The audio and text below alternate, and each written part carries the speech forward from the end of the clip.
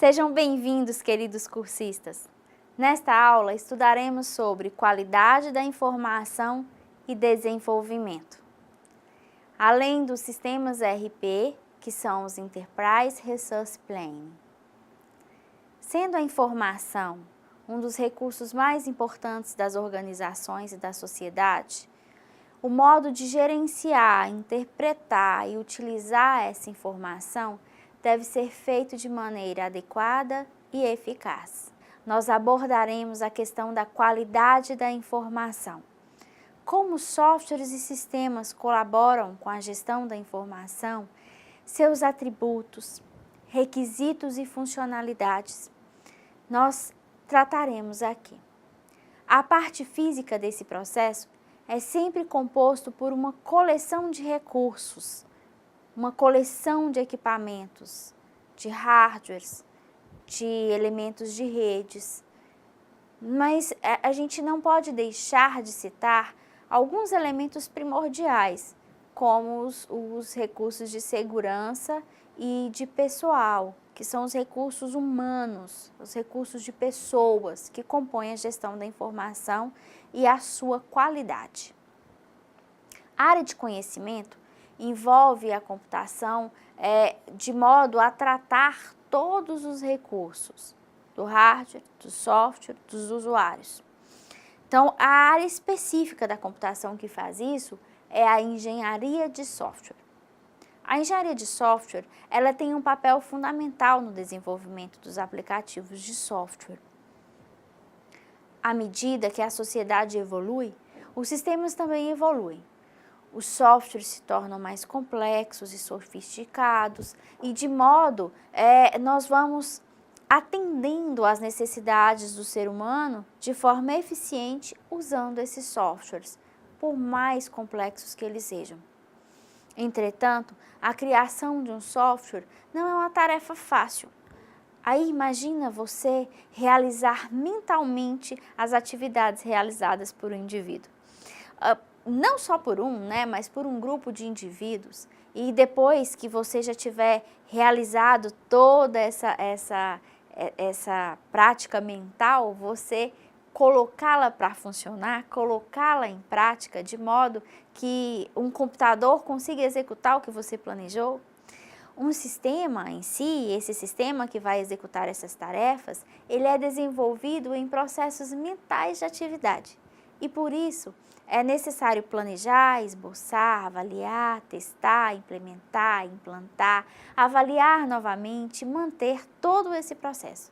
E tudo isso pode causar problemas, atraso no cronograma, orçamentos imprecisos, resultados inconsistentes. E o desenvolvimento de novos softwares pode ser uma tarefa muitas vezes árdua e complexa. E para auxiliar esse trabalho, a criação dos objetivos, a descrição dos softwares, como eles são elaborados, como eles são documentados, tudo isso nós fazemos através dos requisitos.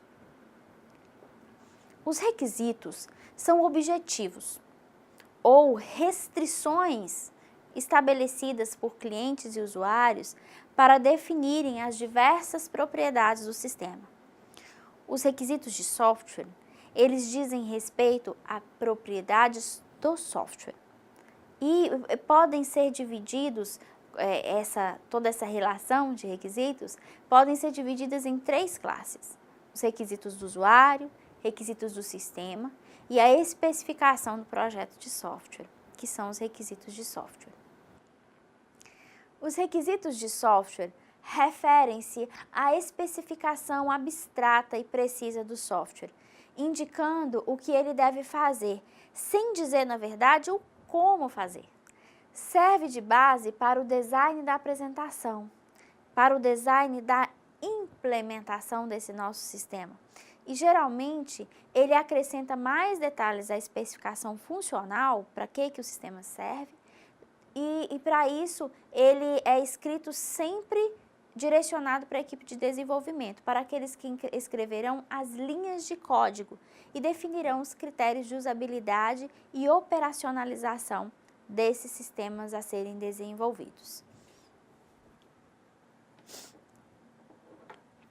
Bom, segundo o nosso autor, Somerville, nós temos aqui os 3 requisitos básicos, como nós descrevemos antes. Nós temos os requisitos de software, os requisitos de sistema e os requisitos de usuário. Então, vou dividir aqui, que não ficou muito claro. Esses são os requisitos de software, esses são os requisitos de sistema e esses de baixo os requisitos de usuário. Então, os requisitos de software, eles tratam da especificação abstrata e precisa do software. Ou seja, eu tenho que especificar de forma mais as especificidades, as características elementares do nosso software, indicando o que ele deve fazer, servindo como base para a implementação. Ou seja, o que ele deve fazer. Essa especificação vai dizer o que o sistema vai fazer no caso de nós conseguirmos executar tarefas. Então, quais são as tarefas que esse software precisa fazer? Esse software ele precisa ter funcionalidade de executar uma determinada tarefa. Isso se dá na especificação abstrata e precisa do software, ou seja, no nosso requisito de software. Cada um desses requisitos tem as suas características próprias. Então, para os sistemas, esses sistemas devem estabelecer detalhadamente as funções e restrições do sistema. Que restrições são essas? O que o sistema não pode conter? Como deve ser? Como acontece a execução dessa tarefa?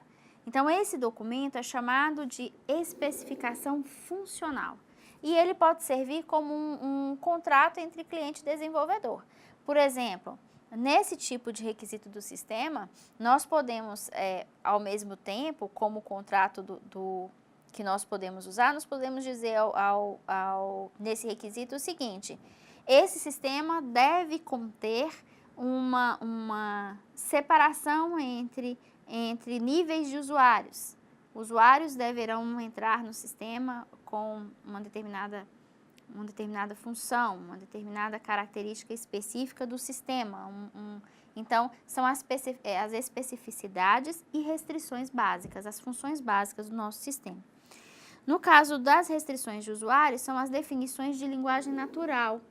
Geralmente, elas são representadas também em torno de diagramas. Antigamente se usava muito a questão do fluxograma, em algumas regras aqui, são essa linguagem natural mesmo, ou diagramas básicos, que não necessariamente precisa serem diagramas, mas podem ser representados em diversos tipos de diagramas que nós temos, e representam as necessidades do usuário. E também as principais funções e restrições das tarefas desse usuário. O que é que pode ser utilizado por ele e não. Ou seja, o que o meu usuário precisa que esse software executa, que esse sistema executa, e de que modo não pode ocorrer essa execução. Então, toda essa restrição do usuário está diretamente ligada à característica própria do usuário em si. Aqui nós temos os requisitos de software, que podem ser requisitos funcionais ou não funcionais. Os requisitos funcionais determinam o que o sistema deve fazer, ou seja, suas funções e informações. Como, por exemplo, a gente pode definir aqui permissões de usuário para acessar determinadas informações no banco de dados. Um outro exemplo, acesso e leitura ou edição de determinado documento. Ou ainda, solicitar ou não o acesso do usuário por meio de senhas. Então, esses aqui são os nossos requisitos funcionais. Já os requisitos não funcionais, eles referem-se às propriedades do sistema em si, ou seja, ele vai abordar os padrões de segurança como confiabilidade do sistema, por exemplo, e o tempo de resposta que isso acontece. Esses requisitos, eles não especificam o sistema como um todo, né? Mas eles são tratados em partes. Entretanto, eles são mais importantes do que os sistemas funcionais, porque eles vão definir os padrões como segurança, confiabilidade e tempo de resposta. Eles são muito mais importantes aqui do que os requisitos funcionais. Nós temos aqui nesse quadro um conjunto de requisitos funcionais. E esses requisitos funcionais, eles estão divididos aqui em três classes, em três classificações, que são os requisitos de produto, requisitos organizacionais e requisitos externos. Os requisitos de produto, eles representam propriedades relativas ao comportamento do sistema. Então, é diretamente ligado ao comportamento do sistema. Eles vão envolver questões de facilidade de uso, desempenho, espaço, processamento, confiança, portabilidade. Então, para que é que serve esses requisitos do produto? É a qualidade do produto em si, a qualidade do software como produto, a qualidade do que eu estou vendendo para o meu cliente. Então, é nesse instante que esses requisitos funcionais, de requisito do produto aqui, ele está entrando nesse tipo de propriedade. Então, nós estamos verificando o comportamento do sistema em relação ao que o cliente me propôs, no que diz respeito à facilidade de uso, ao desempenho desse sistema, ao espaço que eu vou usar para mim poder armazenar esse sistema, esse produto, qual o tempo de processamento que eu necessito para trabalhar esse serviço. Além disso, qual o nível de confiança que eu tenho? Qual é o nível de garantia de confiança que esse sistema me oferece?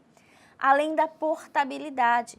E portabilidade nada mais é do que a possibilidade de eu instalar esse sistema em diversas plataformas sem prejuízo. Eu posso usar qual sistema operacional me for mais adequado sem prejuízo. Eu poder usar esse sistema em diversos recursos em dispositivos distintos e o sistema vai me atender da mesma forma. Então, esses são requisitos de produto. Os outros requisitos funcionais importantes aqui nesse caso, e nós vamos tratar também, são os nossos requisitos organizacionais. No caso dos requisitos organizacionais, nós temos características provenientes do processo de elaboração da solução. Aqui vai envolver prazo de entrega, implantação do sistema, padrão de desenvolvimento, teste, treino, capacitação, tudo isso vai ser envolvido aqui. Então, essas características de requisitos organizacionais, elas vão entrar aqui na elaboração dessa solução para nós sabermos se a solução proposta pela organização pode ser atendida pelo sistema. Se o prazo de entrega solicitado pela empresa pode ser atendido por nós desenvolvedores, pode ser atendido pela empresa que vai entregar esse produto. Se a implantação desse sistema está envolvida nesse prazo, se a implantação desse sistema vai acontecer de forma satisfatória, quais são os padrões de desenvolvimento utilizados, quais as ferramentas que podem ser utilizadas para atender essa necessidade da empresa, se eu posso usar uma ferramenta,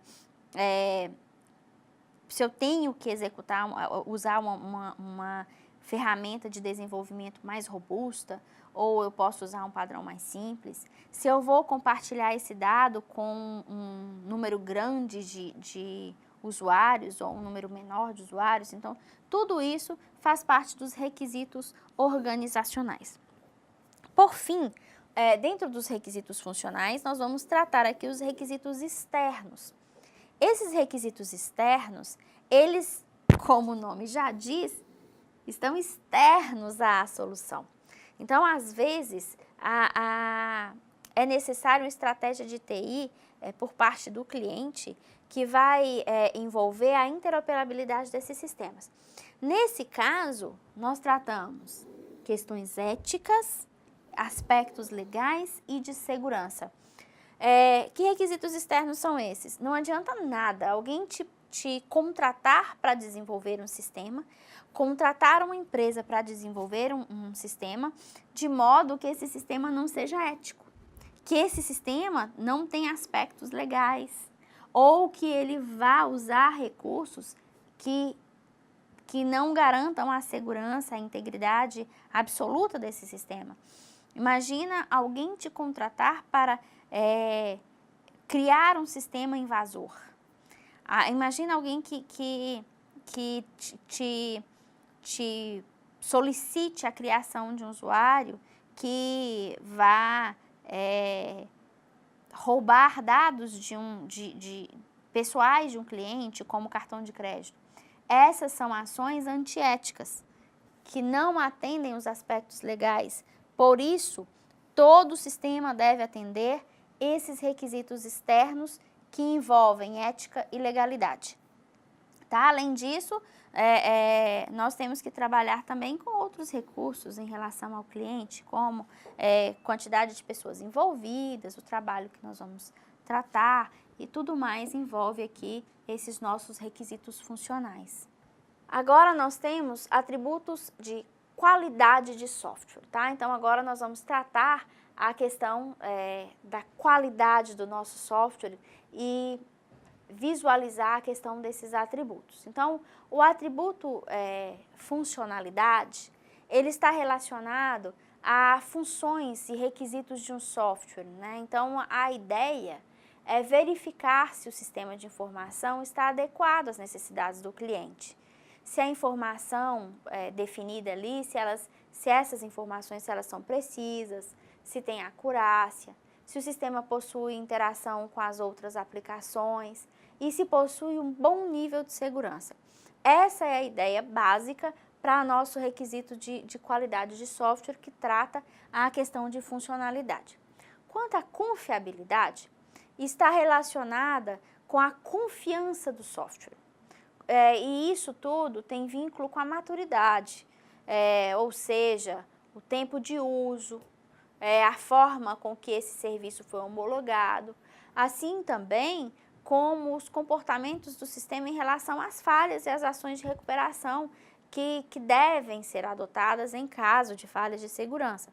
Então, no caso de nós termos uma falha qualquer, um incidente qualquer, quais serão as ações utilizadas para corrigir essas falhas? A questão de usabilidade já tem uma relação direta com o uso do sistema pelo usuário final, por aquele que vai manipular o sistema, que vai executar atividades operacionais sentado ali na máquina mesmo e executar esse software. Então, a gente verifica se o software possui uma inteligibilidade, que é uma funcionalidade de compreensão, ela garante o melhor aprendizado, facilidade de usar esse sistema com uma forma mais correta, adequar-se melhor a ele. E isso faz com que a gente consiga ter uma interface mais atrativa, mais amigável, né? Então, tudo isso envolve a usabilidade. O outro atributo que nós temos é o atributo de eficiência. No caso da eficiência, a eficiência está relacionada a aspectos de comportamento, ou seja, qual é o comportamento de qualidade e eficiência do meu software.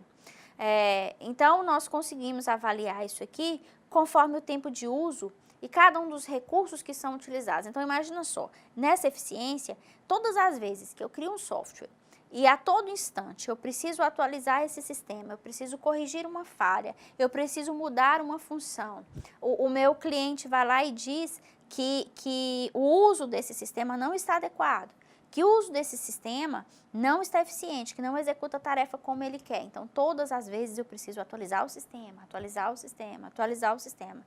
Então, isso é uma questão de eficiência. Então, o sistema eficiente é aquele que garante uma qualidade. Então, o tempo do uso em relação desse serviço, em relação à quantidade de atualizações, de correções que eu tenho que dar, isso garante a minha eficiência. Então, é uma vantagem que se tem.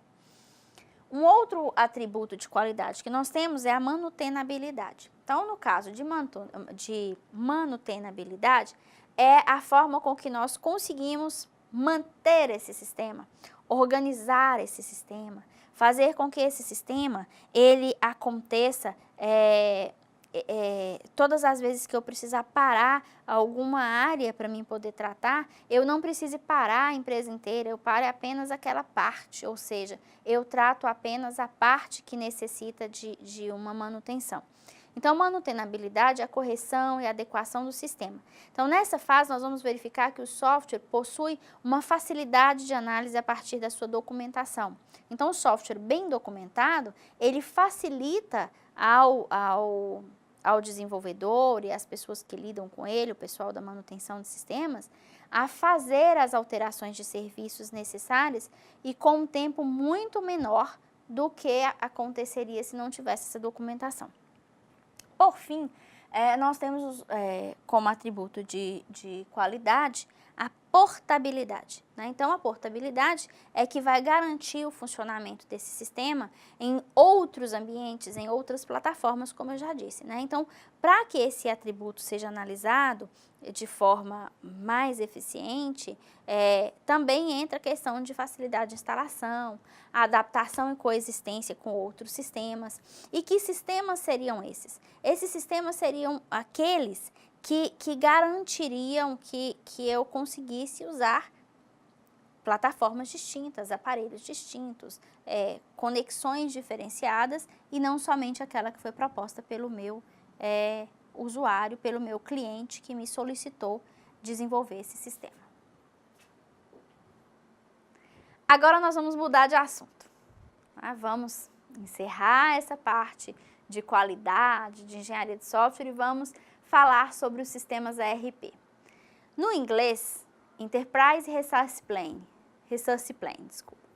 ou o SIG em português, que são sistemas integrados de gestão empresarial. Essa classificação de sistemas de informação, ela tem como característica principal a integração de sistemas. Os sistemas ERP são sistemas de informação que integram um único sistema e todos os dados e processos de uma organização estão inseridos nele, estão integrados nesse sistema, fazendo com que todos os dados da empresa sejam agrupados em uma única base de dados. Vamos observar esse diagrama? Então, os ERPs, eles são uma plataforma de software desenvolvida para integrar os diversos departamentos de uma empresa e vão possibilitar ali a automação e o armazenamento de todas as informações de negócios. Então, imagina, vamos supor, nós temos dentro desse aspecto aqui, nós temos o nosso sistema ERP. Então, nós temos uma base de dados onde vai conseguir integrar todas as áreas, todos os departamentos da organização. E esses setores estão alinhados e integrados a uma única base de dados, a um único sistema maior. Esse sistema seria o nosso sistema ERP. O sistema ERP, quando ele é tratado dessa forma, nós queremos dizer que cada componente desse poderia ser um sistema, ou seja, se nós pegarmos lá aquele conceito que nós aprendemos anteriormente de o que é um sistema, que são conjunto de elementos interdependentes e em interação que visam um objetivo comum, nós temos a visão clara do nosso ERP. Então, imaginem que cada um desses setores de negócio, desses departamentos da empresa, cada um desses aqui fosse um sistema. Um sistema que atendesse somente esse setor. E aí nós vamos pegar todos esses sistemas e vamos integrar os dados para a minha base de dados aqui do meu sistema ERP. Ou seja, quando eu faço isso, eu permito que todos os meus setores estejam falando da mesma informação. Então, imagina que eu tenho lá Analice Soares da Silva, ela esteja cadastrada aqui no meu banco de dados. Qualquer setor que pesquisar por esta pessoa vai ter acesso a essa mesma informação. A uma informação única, atualizada, sem problemas, sem erro, sem falha. Essa é a garantia que o nosso sistema RP traz, que nós temos aqui de um serviço mais eficiente em cima dos sistemas RP. Então, você imagine agora, um vendedor faz uma venda de uma TV. E aí esse vendedor não vai checar no estoque se tem a TV. E aí pode ser que o seu colega de lado, ele esteja realizando a mesma venda. Entretanto, no estoque só tem uma TV disponível. E agora? De quem é a culpa? Quem é que vai levar a TV? Me diz como resolver esse problema. Com a integração do RP e a utilização desse sistema, dessa única base de dados que ele propõe, isso não ocorre. Porque quando se vende um produto, o produto automaticamente é liberado no estoque e não permite a venda para outra pessoa. Imagine se os caixas bancários não fossem integrados. Como ocorreriam as transações financeiras, qual o tempo seria necessário para a atualização dos nossos saldos, qual o tempo seria necessário para a compensação de cheques, por exemplo, e tantas outras tarefas que nós necessitamos de integração. Então, para que não houvessem tais problemas, foram desenvolvidos esses sistemas RPs. Né? E esses sistemas, eles são sempre compostos por uma única base de dados. Uma única base em um sistema muito maior. Então, essa base de dados, esses sistemas, incorporam sistemas menores e geram toda uma ferramenta que agrega finanças, compra, venda, recursos humanos. E cada um desses subsistemas que são agregados aos sistemas RP, eles são chamados de módulos. Módulos do pacote de gestão. Módulos do sistema RP. A aquisição desses sistemas é feita com base nos módulos, como eu citei anteriormente. Ou seja, a empresa define quais módulos ela necessita e dentre um leque de opções, né, que são oferecidas pelas empresas desenvolvedoras. Então, isso vai fazer com que o mesmo RP, mesmo sendo genérico, tenha características diferentes em cada empresa. Então, cada empresa compõe o seu RP com as ferramentas que lhes convém. Então, desse modo, compram-se módulos de pacotes de software gerenciais. Né? Então, esses módulos e pacotes de software compõem o sistema RP conforme a necessidade da empresa cliente. Então, essa é a característica e a grande vantagem do sistema RP. Então, das muitas vantagens, uma outra grande vantagem do sistema RP é que as funções administrativas, como compra, venda, recursos humanos, auditoria fiscal e todos os outros setores que nós já citamos, eles se unem e tudo isso é unido a uma função de produção e controle. Como? Isso vai fazer, né, essa união entre os diversos setores, tanto no caso de como se produz, como controla a produção, como se vende, como se arrecada, tudo isso faz com que a organização se comunique de forma objetiva. De uma ponta na outra, todos os setores da empresa eles se comunicam de forma eficiente. E esses sistemas RP, eles podem ser vistos como informações que interagem e se realimentam de modo preciso e eficiente.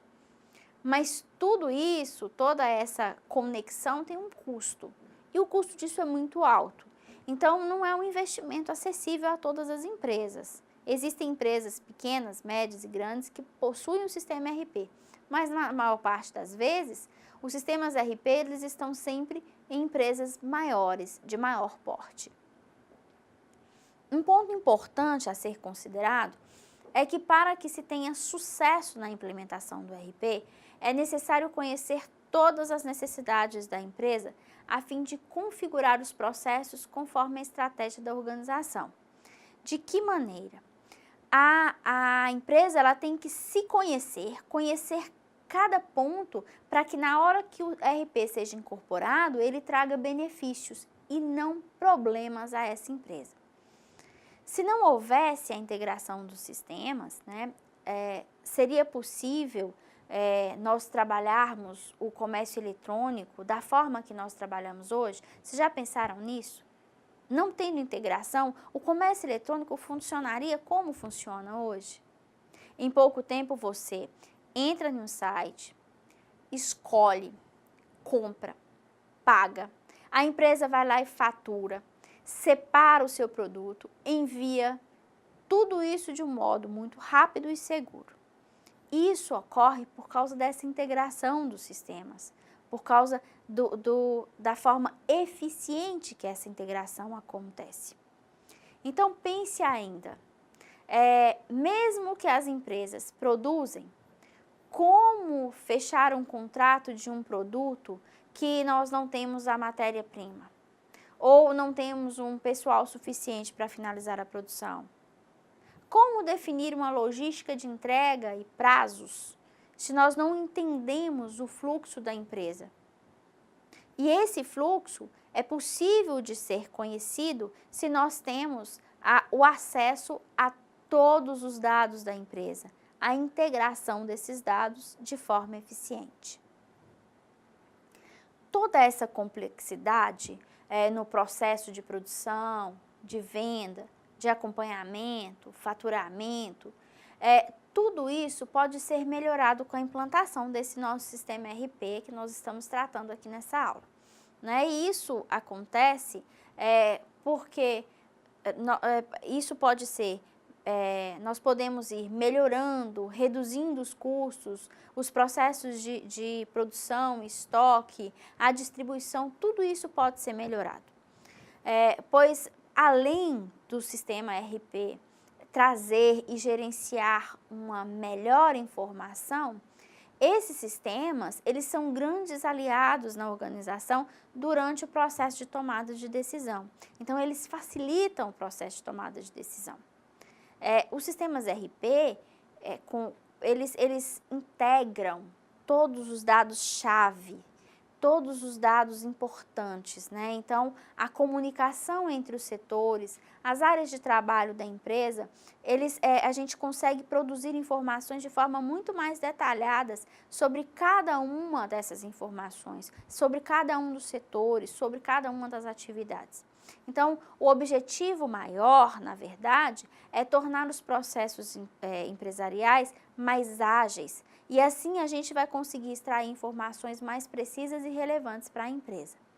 Então, a vantagem de se ter uma base de dados única é a possibilidade de uma informação poder ser compartilhada por toda a empresa. Isso reduzindo, praticamente eliminando os problemas de inconsistência e duplicidade de dados. De modo, né, que a gente consegue conferir confiabilidade das informações que são tratadas pelo sistema. Então, essa confiabilidade é clara. Né? Então, o sistema RP, ele armazena informações da empresa em seu banco de dados corporativo, que somente ela manipula, e vai fazer com que não haja a mesma informação em locais distintos. Que essa informação não tenha valores diferentes. Isso é estratégia. Isso é a melhor estratégia para a tomada de decisão. Então, nós terminamos aqui a nossa aula de hoje. Eu espero que tenham gostado do assunto, que busquem conhecer mais sobre qualidade da informação, qualidade no desenvolvimento de sistemas e também conhecer mais sobre os sistemas ERP, sobre os Enterprise Resource Planning.